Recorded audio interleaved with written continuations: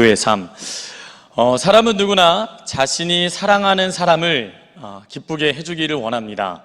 이것은 의무나 억지가 아닌 자원하는 마음으로 하게 되는 어떠한 자연스러운 현상인 거죠. 그렇다면 사랑하는 사람을 기쁘게 해주는 일이 무엇이 있을까요? 여러분들이 사랑하는 사람에게 어떤 식으로 기쁨을 선사합니까? 여러 가지가 있겠죠. 근사한 선물을, 생각지 못한 선물을 해주는 것도 그 사랑하는 상대방을 기쁘게 할 수도 있고요. 또한 놀랄만한 어떤 이벤트, 전혀 고려하지 않고 생각하지 못했던 그 이벤트를 준비해서 이렇게 선보이는 것도 그 상대방을 기쁘게 하는 일일 것입니다. 이처럼 다양한 생각들이 여러분들에게 떠오르겠는데요. 여러 가지 생각이 나지만 저는 특별히 무엇보다 상대방이 나에게 요구하는 그 삶의 변화를 내가 이루었을 때 그 일들이 상대방을 기쁘게 한다고 생각을 해요. 그러니까 예를 들면 입이 험악하고 약간 말이 거친 사람이 그 상대방의 어떠한 권유로 인해서 말이 부드러워지는 변화를 경험한다든지, 아니면 게을렀던 사람이 상대방의 그 어떠한 권유로 인해서 부지런해진다던가 삶이 이렇게 변하든지, 세상으로 따지면 술을 끊지 못했던 사람이 이렇게 끊게 되는, 달라지게 되고, 그리고 치약을 중간에서 짜던 사람이 그 사랑하는 사람을 위해 끝에서 짜기도 하고, 이런 어떠한 변화들, 이런 변화들이 있겠죠. 물론 이런 변화는 크든 작든 큰 상관은 없습니다. 중요한 것은 지금 변하고 있고 변화되어 가고 있는 그 과정이 굉장히 중요하다는 것이죠. 저 같은 경우에는 결혼 후에 눈에 띄게 변화된 부분이 있는데요. 신혼 초에는 사실 이 외출 후에 옷을 아무데나 허물벗듯이 이렇게 벗어놓는 좀 습관이 있었습니다.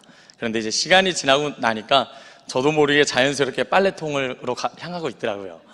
그리고 제 옷뿐만 아니라 저희 자녀들 옷까지 이렇게 분류해가지고 빨래통에 가져놓기도 하고, 그리고 사실 제가 설거지를 그닥 좋아하지 않았는데 이제는 식사 후에 자연스럽게 고무장갑을 끼고 있는 어떤 변화가 생기게 됐습니다. 오늘도 아주 자연스럽게 다 먹고 나서 이렇게 고무장갑을 끼게 되더라고요. 물론 이 밖에 여러 가지가 있겠지만 중요한 것은 이런 변화가 저의 안사람을 기쁘게 하기 위한 일이었다라는 거예요. 그 사람이 기뻐하는 일이기 때문에 내가 그것을 수긍하고, 그리고 이렇게 변화하게 되었다라는 것입니다. 의당 저에게만 해당되는 부분은 아닐 것이에요. 여기 앉아있는 여러분들 모두나 누군가의 어떠한 사랑하는 사람의 권고와 조언을 통해서 분명히 변화되는 부분이 있을 것입니다. 그리고 이러한 변화는 부부나 연인 관계뿐만 아니라 하나님과 우리와의 관계에서도 그렇다라는 거예요. 하나님은 오늘날 우리가 변하기를 원하십니다. 믿으십니까? 그리고 우리는 우리의 변화된 모습을 통해서 하나님을 기쁘시게 할 수 있다는 거예요. 우리 교회에서 종종 나오는 기도 제목 중 하나는 하나님이 기뻐하시는 교회입니다. 그렇죠? 정말 중요한 기도 제목입니다. 그리고 정말 그런 교회가 되기를 소망합니다. 그리고 이런 교회가 되기 위해서는, 성도 한 사람 한 사람의 변화가 필요할 것입니다. 이전과 달리 하나님이 기뻐하시는 삶을 살아내야 한다는 것이죠. 그렇다면 정말 하나님을 기쁘시게 하는 성도의 삶이 무엇일까요? 다양한 생각이 머릿속에 떠오릅니다. 이것이 하나님이 기뻐하는 것 아닐까? 이런 생각들이 있을 거예요. 예를 들면 온전하게 예배드리는 것, 그리고 아니면 진정한 마음으로 경배와 찬양을 올려드리는 것, 아니면 각각 삶 속에서 하나님을 의지한다든가, 더 감사한다든가, 주님을 더 사랑하기 위해 몸부림친다든가, 여러 가지들 여러분들 생각나는 것이 있다는 겁니다. 그런데 이러한 것도 물론 맞고 이것이 하나님을 기쁘시게 하는 일이 맞지만, 오늘 본문에서는 보다 구체적으로 하나님이 기뻐하시는 삶이 무엇인지를 우리에게 제시하고 있다는 거예요. 이렇게 사는 삶을 하나님은 기뻐하신다. 그렇다면 하나님을 기쁘시게 하는 성도의 삶이란 무엇일까요? 세 가지를 여러분들에게 제시하고자 합니다. 하나님을 기쁘시게 하는 성도의 삶, 첫 번째는 그리스도 안에서 하나 되고자 힘쓰는 삶이라는 거예요. 믿으십니까? 그리스도 안에서 하나 되는 것. 빌립보서 2장 2절 말씀, 마음을 같이하여 같은 사랑을 가지고 뜻을 합하며 한 마음을 품어. 저에게는 세 자녀가 있어요. 그리고 이 세 자녀를 양육하다 보니까 다양한 일이 벌어지는 것을 목격하게 됩니다. 특별히 장난감을 가지고 이 아이들이 놀 때 어떤 모습들을 보게 되는데요. 먼저는 이 아이들이 이 장난감을 가지고 싸우는 거예요. 그러니까 장난감이 여러 개 있는데 그날은 왠지 딱 이 한 장난감에 삘이 꽂히면 세 아이가 다 달려듭니다. 그래서 막 싸워요. 막 싸우고 막 이렇게 언성도 오가고 막 울기도 하고 그런 일이 발생합니다. 그런데 어느 날은 같은 장난감인데 이 아이들이 너무 재밌게 노는 거예요. 아이스크림 장난감을 예를 들면 아이스크림을 퍼서 주기도 하고 얌얌얌 먹는 흉흉을 내기도 하고 막 돈을 이렇게 내는 것처럼 막 이런 흉내를 내고 서로 재밌게 놀 때가 있다라는 것이에요. 부모 입장에서는 어떠한 모습이 보기 좋을까요? 후자죠. 정말 하나 돼서 그렇게 즐겁게 지내는 것을 좋아한다라는 겁니다. 그런 모습을 보면 그저 흐뭇해요. 별말 하지 않아도 이 아이들이 그렇게 서로 도우며 재미있게 노는 모습을 흐뭇하게 바라볼 수밖에 없는데요. 하나님도 마찬가지다라는 거예요. 그분은 우리가 분열하는 것이 아닌 그리스도 안에서 하나가 되기를 원하신다라는 거예요. 요한복음 1장 12절 영접하는 자 곧 그 이름을 믿는 자들에게는 하나님의 자녀가 되는 권세를 주셨으니 아멘. 예수 그리스도를 주로 믿고 섬기는 우리 모두는 하나님의 자녀입니다. 믿으십니까? 맞죠? 하나님의 자녀예요. 우린 누가 뭐래도 다 같이 하나님의 자녀입니다. 그러니까 하나됨에 있어서 나는 싫어요 이게 아닌 거예요. 하나님의 자녀니까 내가 그렇게 살기를 원합니다가 되어야 한다라는 것입니다. 그리고 하나님의 자녀가 된 저희들이 하나 되는 것을 하나님께서 기뻐하시는데요. 그렇다면 어떻게 우리가 이렇게 하나가 되어져 갈 수 있을까요? 어떻게 해야지? 나의 의지로 가능할까요? 이 설교를 듣고 내가 오늘부터 하나가 되기를 힘써야지 라고 결단만으로 가능할까요? 그렇지 않습니다. 오늘 성경 말씀을 보니까 오직 예수 그리스도 안에서 가능하다고 말씀합니다. 오직 예수 그리스도 안에서. 성경에서 그 근거를 찾아볼 수 있겠는데요. 2장 1절 말씀에 그러므로 그리스도 안에 무슨 권면이나 사랑의 무슨 위로나 성령의 무슨 교제나 긍휼이나 자비가 있거든. 1절을 보면 성도들은 자신의 힘이 아니라 그리스도 안에 있음으로 이게 가능하다고 말씀하고 있다는 거예요. 그런데 여기서 우리가 좀 더 명확하게 짚고 넘어갈 게 있는데요. 무슨 권면이나 사랑의 무슨 위로나 성령의 무슨 교제나 긍휼이나 자비가 있거든 이라는 표현이 나옵니다. 근데 이 말을 보면 약간 조건절처럼 보여요. 그러니까 무슨 말이냐면 만약에 이렇게 표현할 수 있는 거죠. 만약 그리스도 안에 권면이나 사랑의 위로나 성령의 교제나 긍휼이나 자비가 만약 있거든. 그러면서 2절에 이어져서 마음을 같이하여 같은 사랑을 가지고 뜻을 합하여 한 마음을 품어 이런 식으로 읽혀지게 된다라는 거예요. 그냥 한글 성경을 보게 되면. 그런데 바울은 예수 그리스도를 믿는 성도들은 이미 그리스도와 하나 됐음을 알고 있어요. 그리고 그리스도 안에 이미 거하고 있는 것을 알고 있습니다. 그래서 이 해석이 원어를 자세히 살펴보면 단순히 뭐뭐 있거든 이런 어떤 조건절이 아니라 무엇 함으로라는 해석이 가능해진다는 거예요. 그러니까 이렇게 해석이 가능해집니다. 빌립보 성도들은 그리스도 안에서 오는 권면, 쉽게 말해 격려와 위로를 경험하고 있으므로, 경험하고 있거든이 아니라 경험하고 있으므로 이는 모든 성도들이 그리스도를 통해 위로를 받는 그 경험이 있으므로 하나가 될 수 있음을 의미하는 거예요. 조금 달라지죠? 이렇게 그런 체험이 우리 안에 있으므로 하나가 될 수 있다는 거고요. 또한 그분의 사랑에서 오는 위로를 누리고 있으므로 누리게 되거든 이게 아니라 누리고 있으므로 그리스도 안에서 누리는 그 사랑으로 말미암아 우리가 하나가 될 수 있음을 의미하는 거예요. 그리고 성령과의 교제를 누리고 있으므로, 이 말은 성도가 개개인이 자기의 삶 속에서 성령과 개인적인 교제를 누릴 뿐만 아니라 서로 교제할 때에 동일한 성령에 의해서 하나가 될 수 있음을 말하는 거예요. 이런 체험이 있으므로. 끝으로 긍휼과 자비가 있으므로 이렇게 해석이 되어지는데요. 서로 불쌍히 여기는 마음과 다른 이들에게 위로와 자비를 더해주고 싶은 이 마음으로 인해서 우리가 하나가 될 수 있다는 거예요. 그러니까 바울은 그리스도 안에서 이러한 은혜가 있으므로, 그리고 2절 말씀 마음을 같이하여 같은 사랑을 가지고 뜻을 합하며 한 마음을 품으라고 하는 것이죠. 그러니까 절대 내 힘이나 내 의지가 아니라 주님의 은혜 아래서 우리는 힘써 하나가 될 수 있다는 것입니다. 따라서 성도는 계속해서 그분의 은혜를 갈망하고 구하는 것이 하나됨의 중요한 열쇠가 될 수 있다는 거예요. 그리고 은혜가 있으므로 2절 말씀, 마음을 같이하여 같은 사랑을 가지고 뜻을 합하여 한 마음을 품어. 여기서 마음을 같이하고 같은 사랑을 가지고 뜻을 합하고 한 마음을 품으라고 했는데요, 표현은 다양하지만 강조하는 것은 단 한 가지예요. 즉 모두 한 마음을 품으라는 겁니다. 한 마음이 되라는 거예요. 그리스도 안에 이 은혜가 너희에게 있으므로 모두가 한 마음을 품으라는 것입니다. 그런데 이 말씀을 들으면 그런데 그쵸, 하나님의 능력은 가능한데 정말 하나가 될 수 있나요? 왜냐하면 솔직히 우리가 교회 안에 있지만 나하고 맞는 사람이 있지만 사실 나와 맞지 않는 사람도 있거든요. 이 사람의 성격, 이 사람의 말투, 이 사람의 환경이 나랑 전혀 맞지 않아서 거리를 두게 되는 일들도 사실 우리가 있게 된다는 겁니다. 하지만 분명한 것은 하나님의 능력으로 이게 가능하게 된다는 거예요. 제가 이제 사임을 이제 다른 사역지에 있을 때 전에 사역했던 곳에서 함께 했었던 그 청년이 전화가 왔어요. 그래서 그때는 전도사 때니까 전도사님 이렇게 야식 한번 먹어요. 이렇게 해서 뭐 대화를 나누는 그런 자리가 마련되게 됐어요.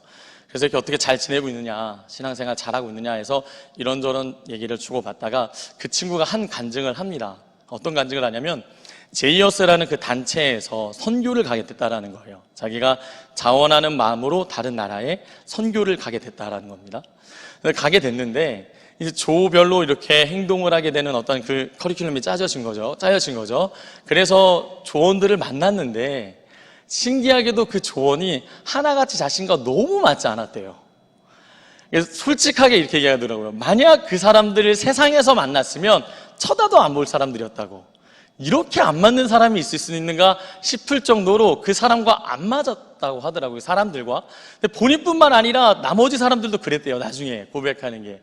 근데 어떻게 하나님 이런 사람들을 조언으로 허락하셨지 하면서 처음에는 스트레스 받고 힘들어 하다가, 그런데 점차적으로 그 사람들과 주님 안에서 함께 기도하고 함께 슬픔을 나누고 함께 교제하고 함께 하나님의 은혜를 나누는 과정 가운데 변화가 됐다라는 거예요. 그래서 정말 이전과는 달리 정말 함께 중보할 수 있는 동역자가 되어졌다라는 겁니다. 그 선교가 끝날 때쯤에. 그러니까 이야기를 들으면서 드는 생각이, 정말 하나님의 능력은 불가능이 없구나. 하나님께서 이렇게 하나됨을 제시했다라는 것은 너희가 힘써 하나됨은 맞지만 그 능력과 그 힘은 하나님께 있다. 그분께 얼마나 그 은혜를 갈망하느냐가 관건이라는 것입니다. 물론 믿음을 가지고요. 그러니까 오늘날 이 교회 안에도 정말 나와 맞는가 맞지 않는가 이런 것을 재기보다는 하나님이 하라고 하셨고 또 하나님이 이것을 기뻐하시고 원하시니까 그것을 놓고 기도하고 간구하고 애써야 된다는 것이죠. 그럴 때에 이런 은혜를 체험할 수 있게 된다는 것입니다. 믿으십니까? 오직 하나님의 능력으로 가능케 되어진다는 거예요. 그러면 이렇게 한 마음이 되어서 하나님을 기쁘시게 하는 것뿐만 아니라 우리는 어떤 일을 감당할 수 있을까요? 그냥 넘어갈까 했지만 이 2장 1절을 보면 우리가 이렇게 한 마음 되어서 어떤 일을 이룰 수 있는가를 이렇게 성경은 얘기해 주는데요. 2장 1절 말씀은 그러므로로 시작되잖아요. 그러므로. 그러니까 2장이 단독적으로 이야기가 진행된 게 아니라 1장에 있는 말씀을 이어받는 거예요. 1장에 어떤 말씀? 1장 27절에 오직 너희는 그리스도의 복음에 합당하게 생활하라. 그러니까 한 마음이 되어서 하나님을 기쁘시게 하고 한 마음이 되어서 하나님 나라를 위해 살아가라는 것이에요. 하나님 나라를 위해. 그러니까 하나님 나라를 위해서 살아간다라는 것, 교회 안에서 그 교제가 이루어지고 하나님의 나라를 이룰 수 있는 것의 열쇠가 하나됨이라는 겁니다. 그러니까 결코 놓쳐서는 안 되는 거예요. 그러니까 여기 있는 분들 한 분 한 분이 그 하나됨을 간구하시고 그 은혜를 체험하시기를 주님의 이름으로 축복합니다. 그 은혜가 오늘 여러분들에게 놓여져 있어요. 다음으로 하나님을 기쁘시게 하는 성도의 삶이란 무엇일까요? 두 번째로는 그리스도 안에서 겸손한 마음으로 살아가는 삶입니다. 믿으십니까? 겸손한 마음으로 살아가는 삶이에요. 3절 말씀 보니까 아무 일에든지 다툼이나 허용으로 하지 말고 오직 겸손한 마음으로 각각 자기보다 남을 낮게 여기고. 아멘. 다툼이나 허용은 모두 자기의 이익과 영광을 추구하는 삶을 의미해요. 자신의 이익을. 이는 그리스도를 주인으로 섬기는 하나님의 백성의 생활과는 전혀 무관한 것입니다. 그래서 바울은 그리스도의 몸된 교회 공동체로서 서로 연합해야 하는 빌립보 교인들에게 절대로 다툼과 허용을 따라 행하지 말라고 경고하고 있는 거예요. 또한 이렇게 다툼이나 허용으로 행하지 않기 위해서 우리가 갖추어야 될 자세는 겸손한 마음을 구해야 한다는 것입니다. 그러니까 이 말씀을 듣고 내가 다투지 말아야지, 내가 허용을 갖지 말아야지가 아니라 여러분들이 겸손을 구해야 된다는 거예요. 겸손한 마음이 있으면 다툼과 허용은 사라지는 겁니다. 겸손한 마음이 내게 필요하다는 거예요.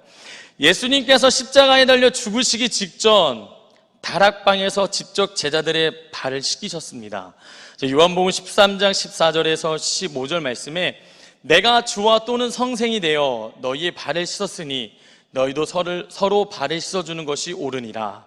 내가 너희에게 행한 것 같이 너희도 행하게 하려 하여 본을 보였노라. 아멘. 겸손한 모습을 보여주셨고 우리에게도 그러한 삶을 명령하셨다라는 거예요. 겸손한 마음. 그리고 이어서 바울은 본장 빌립보서 2장 5절부터 예수님의 그 겸손함을 나열합니다. 예수님이 본래 하나님과 동등되시지만 종의 형체를 입고 사람의 모습으로 세상에 오신 것과 십자가에 달려 죽으시기까지 복종하셨다라는 것을 말해요. 그리고 우리는 이러한 예수님의 마음을 본받으라고 제시하고 있다라는 것입니다. 이것이 예수님을 주님으로 섬기는 자들이 갖추어야 될 자세라는 거예요. 고린도전서 4장 16절 말씀, 그러므로 내가 너희에게 권하노니 너희는 나를 본받는 자가 되라. 바울은 이러한 예수님의 겸손한 마음으로 타인을 자기 자신보다 더 낮게 여기라고 훈계하고 있다라는 거예요. 만약 여러분들이 이 겸손을 잃어버린다면 여러분들도 모르는 사이에 다툼과 허용이 자리 잡고 교만한 마음이 자라나게 될 것입니다. 예수님의 마음을 구하십시오. 겸손함으로 서로를 대하십시오. 그것이 하나님을 기쁘시게 하는 성도의 삶입니다. 제가 이제 청년부 하면서 이렇게 간간히 간증했던 것 중에 하나가 있는데요. 제가 하나님 앞에서 굉장히 교만하구나 내가 라는 것을 깨달은 사건이 있는데요. 때는 이제 제가 4학년을 마치고 신학교 4학년을 마치고 호주로 떠나갑니다. 그래서 2년 동안 워킹홀리데이 비자를 받고 호주에서 지나게 돼요. 그런데 호주로 가게 된 그 첫날 어떤 일이 있었냐면 이제 첫날에 힐송교회에서 어떤 진행되는 프로그램이 있어서 거기를 참석하게 됩니다. 10시간 이상 비행기를 타고 그곳에 도착한 다음에 어찌어찌 이미 있었던 저희 작은 형님을 통해서 어찌어찌해서 그 힐송교회에 가게 돼요. 제가 이제 힐송교회에 대한 명성을 알고 있고 대단하다니까 엄청 기대가 되죠. 와, 어떤 곳일까 하고 딱 그 예배 자리에 가게 됩니다. 아니나 다를까 정말 큰 규모의 정말 많은 사람들이 정말 기쁨으로 찬양하는 모습을 보게 됐는데요. 그런데 제가 어떠한 사람을 그때 보게 되냐면 제 앞자리에 그리고 제 대각선에 어떤 사람이 있었냐면 백인 한 사람이 있었는데 덩치는 좀 컸어요. 컸는데 그 사람을 자세히 보니까 문신이 이렇게 화려하게 있는 거예요. 이렇게 팔에만 문신 있는 게 아니라 이 목을 감싸는 이렇게 그런 문신과 이 무릎까지 그리고 손 이렇게까지 나오는, 그러니까 가릴래야 가릴 수 없는 그 문신이 있는 거예요. 근데 제가 그 모습을 보고 정말 교만하게도 저런 사람이 무슨 예배를 드리러 왔나, 저런 모습을 가지고 어떻게 예배를 드릴 수 있는가라는 교만한 마음이 확 들더라고요. 근데 그때까지는 교만한 마음이 아니라 예배를 드리러 정말 그리스도인 맞나? 다른 사람들이 보면 이 덕이 안 될 텐데 왜 저렇게 행동하지라는 제 어떤 짧은 소견으로 이렇게 판단을 했습니다. 근데 예배가 시작되고 찬양이 시작되는 순간 그 사람이 찬양을 하는데 이 두 손을 감싸고 엉엉 우는 거예요. 정말 막 이렇게 이 기도를 그냥 이렇게 하는 게 아니라 진짜 엉엉 울면서 막 예수님의 이름을 막 부르짖고 있는 거예요. 찬양 가운데 막 울면서. 근데 그 순간에 제가 팡 깨지더라고요. 내가 바리새인이고 내가 교만한 자구나. 저 사람조차 주님께서 핏값 주고 사신 자녀인데 내가 너무 교만하구나. 그 짧은 순간이지만 회개할 수밖에 없게 되더라고요. 그 모습 속에서. 나도 모르는 사이에 이런 어떠한 교만한 마음들, 이런 것이 이기적인 마음이 되고 판단하게 되고 다툼과 허영을 일으킬 수 있게 된다는 것이죠. 여러분, 나는 아니겠지가 아니라 구하십시오. 겸손한 마음 사모해야 합니다. 오늘 이 시간을 통해서 정말 하나님, 내가 주님 앞에 겸손한 사람이 되기를 원합니다 라고 간구하시고 정말 하나님이 기뻐하시는 성도의 삶을 살아내는 여러분 되기를 축복합니다. 끝으로 하나님을 기쁘시게 하는 성도의 삶이 무엇일까요? 하나님을 기쁘시게 하는 성도의 삶이란 세 번째는 그리스도 안에서 다른 이들을 보살피는 삶이라는 거예요. 다른 이들을 보살펴주는 삶. 4절 말씀 보니까 각각 자기 일을 돌볼 뿐더러 또한 각각 다른 사람들의 일을 돌보아 나의 기쁨을 충만하게 하라. 아멘. 하나님을 기쁘시게 하는 성도의 삶은 무엇보다도 자기 자신의 일뿐만 아니라 다른 이들의 일을 돌보는 것을 의미합니다. 알다시피 천국은 개인의 믿음으로 갑니다. 자신이 예수 그리스도를 믿는 그 믿음으로 가는 것이죠. 이것은 누가 대신 믿어줄 수 있는 부분도 아닙니다. 구원은 극히 개인적인 거예요. 하지만 구원받은 백성의 삶은 지극히 개인적이지 않습니다. 공동체를 세워가야 할 의무가 있다는 것이죠. 그리고 그 공동체를 세우는 것은 자신만이 아니라 다른 이들을 돌보는 것을 의미하고 있다는 것입니다. 세상의 가치와 그리스도인의 가치는 분명히 달라요. 세상의 가치는 지극히 개인주의이며 그것을 넘어서 이기적인 모습을 보게 됩니다. 그러나 그리스도인은 자신의 이익에 몰두하는 사람이 아니라 다른 이들에게 그 사랑을 전해줄 줄 알아야 된다는 거예요. 이것이 하나님이 기뻐하시는 성도의 삶이라는 겁니다. 차별화된 모습을 여러분들이 보여줘야 된다는 거예요. 여러분들 삶 가운데 이것이 자연스럽게 일어나야 된다는 겁니다. 우리가 알다시피 예수님의 삶 자체가 연약한 자들을 돌보는 삶이었다는 거예요. 소외되고 차별받고 억압받는 그들에게 너무나도 자연스럽게 다가가시는 분이었다는 겁니다. 우리가 알고 있는 십자가의 사건 어떻습니까? 죄로 인해 죽을 수밖에 없는 연약한 우리를 돌보아 주시는 은혜의 사건 아닙니까? 그런 은혜를 받은 우리들이니 그런 예수님을 따라 다른 이들을 돌볼 줄 알아야 된다는 거예요. 그런 다른 사람들의 일을 어떻게 돌볼 수 있을까요? 두 가지를 여러분들에게 말씀드리고 싶은데요. 먼저는 관심이에요. 관심. 현재 그의 상태가, 현재 상태가 어떠한지 살펴볼 줄 알아야 된다는 거예요. 영적 생활이 어떠한지, 개인적인 생활이 어떠한지, 가정 형편은 어떠한지 조금의 관심이 우리에게 필요하다는 겁니다. 오늘날 교회에 이런 관심이 너무 없어져요. 오늘날 이런 교회에 다른 누군가의 관심이 너무나도 없어진다는 겁니다. 그럼 목사님 어떻게 다 관심을 갖습니까? 이렇게 많은 사람들이 있는데요. 물론 전체를 면밀하게 관심을 못 가질 수도 있어요. 그러나 노력은 할 수 있잖아요. 안 되니까 스탑이 아니라 안 되지만, 다 하기 어려워 보이지만 한 사람 한 사람에게 관심을 갖는 것, 그것이 굉장히 중요하다는 것입니다. 다음으로 여러분들에게 제시하고 싶은 것은 이제 도움을 주는 거예요.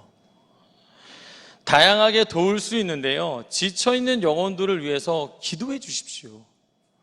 보살핌이 필요한 이들에게 위로해 주십시오. 격려해 주십시오. 여러 가지 방편으로 그들을 섬겨 주십시오. 그러면 된다는 겁니다. 다른 어떠한 것이 시간 내기가 어렵다, 그러면 기도해 줄 수 있잖아요.